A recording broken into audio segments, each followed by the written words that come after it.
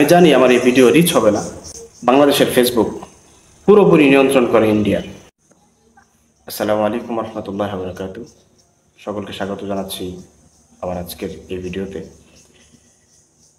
আমি একটি গুরুত্বপূর্ণ এবং মারাত্মক একটি বিষয়টি আলোচনা করবার জন্য আজকে আমি ভিডিও চালু করেছি। সেটি হলো বাংলাদেশে বিভিন্ন হিন্দু সংগঠনগুলোর পক্ষ থেকে মুসলিম নারীদেরকে ধর্ষণ করবার এবং ব্ল্যাকমেল করবার যেই প্রসেসগুলো চালু আছে সেগুলো নিয়ে আমি কিছুদিন যাবৎ ঘাটাঘাটি করছিলাম। কিন্তু আজকে আমি তাদের কয়েকটি ইনস্টাগ্রাম গ্রুপে যুক্ত হয়েছিলাম। ঢোকার পরে স্ক্রল করে করে যাচ্ছিলাম, এমন এমন তথ্য আমার সামনে আসলো বা আমি দেখলাম, যেগুলো দেখার পর তথ্যগুলো অবশ্যই অবাস্তব নয়, সব কিছুর প্রমাণ সহ বিস্তারিত দেওয়া আছে। বিষয়গুলো দেখার পরে স্বাভাবিকভাবে আমি নিয়ন্ত্রণ হারিয়ে ফেলছিলাম। গায়ের পশমগুলো শিউরে উঠছিল, শিরায় শিরায় চলছিল রক্তের উত্তাল বিদ্রোহ। কতটা সহজে এবং কতটা পরিকল্পিতভাবে মুসলিম মেয়েদেরকে ধর্মান্তরিত করবার জন্যে, ধর্ষণ করবার জন্যে, এবং এই প্রচেষ্টা বাংলাদেশকে একটি হিন্দুদের অঙ্গরাজ্য করবার জন্যে যে মিশন এবং ভীষণ তাদের দেখে আমি আশ্চর্যান্বিত হলাম এবং আমি স্থিরতা হারিয়ে ফেলতে বাধ্য হলাম। বিষয়গুলো কতটা সহজ। পরিচয় গোপন রেখে প্রথমে প্রেমের অভিনয় করবে, এক পর্যায়ে বিবাহের প্রস্তাব দিবে, বিবাহের কথা বলে মেয়েদেরকে একের পর এক এভাবে ধর্ষণ করে তাদের গোপন ভিডিও ধারণ করে ভিডিওর মাধ্যমে ব্ল্যাকমেইল করে হয়তো সারা জীবন তারা ভোগ করবে, এবং ভোগ করবার পরে ধর্মান্তরিত করবার জন্যে এবং তাদের মাধ্যমে ধর্মীয় কোরআন বিভিন্ন গ্রন্থ দিয়ে অপমান করিয়ে, অকথ্য ভাষায় গালিগালাজ করিয়ে, বিভিন্ন কথা বলে এগুলির ভিডিও করে ভবিষ্যতে প্রচার করবে। শেষ পর্যায়ে ব্ল্যাকমেইল এমন পর্যায়ে পৌঁছবে, শেষ পর্যায়ে তারা তাদের লিডারদের মনোরঞ্জন করবার জন্য পতিতালয়ে তাদেরকে শেষ পর্যন্ত ঠিকানা দিবে।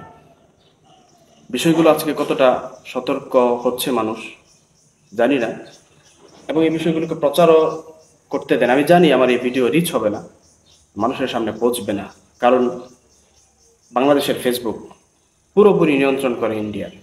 সুতরাং স্বাভাবিকভাবেই ফেসবুকে প্রচারণার তো কোনো ফায়দা নেই।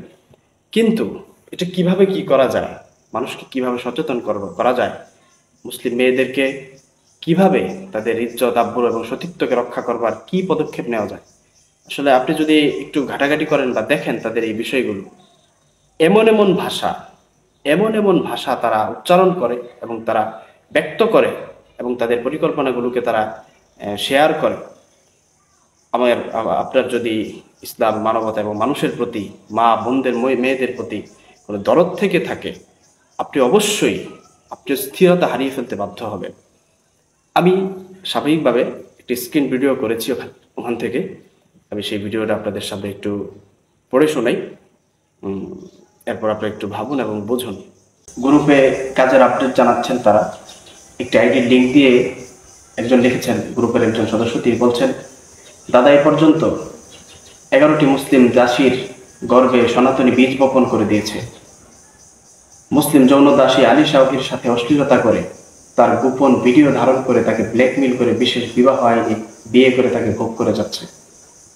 মুসলিম যৌন দাসী আলী শাওহি ইসলাম ধর্ম ছেড়ে দিয়েছে। সে এখন সনাতন ধর্মাবলম্বী দেবী।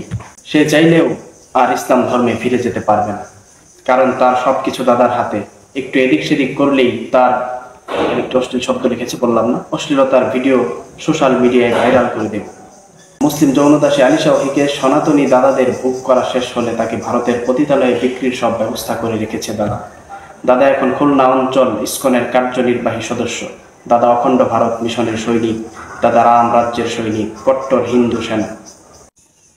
এই বিষয়গুলো দুটি নেশার মানুষ করতে পারে। প্রথমত, যারা এই দেশকে একটি রাষ্ট্রের অঙ্গরাজ্য বানাতে চায়, এই নেশায় যারা উন্মাদ, তারা এই কাজগুলো করতে পারে।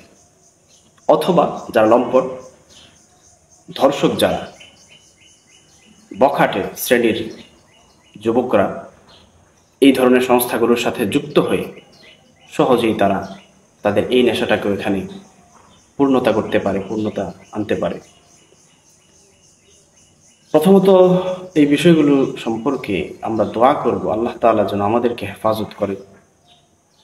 দ্বিতীয়ত আমরা যে যেভাবে পারি সামর্থ্যের আলোকে আমরা সবাইকে সতর্ক করব, সচেতন করব, এবং কোনোভাবেই যেন এই সেন্সিটিভ এই বিষয়ের সাথে, জীবন মরণ এই বিষয়ের সাথে যেন আমাদের মেয়েরা যুক্ত না হয়, আমাদের মেয়েরা তাদের ফাঁদে পা না দেয়।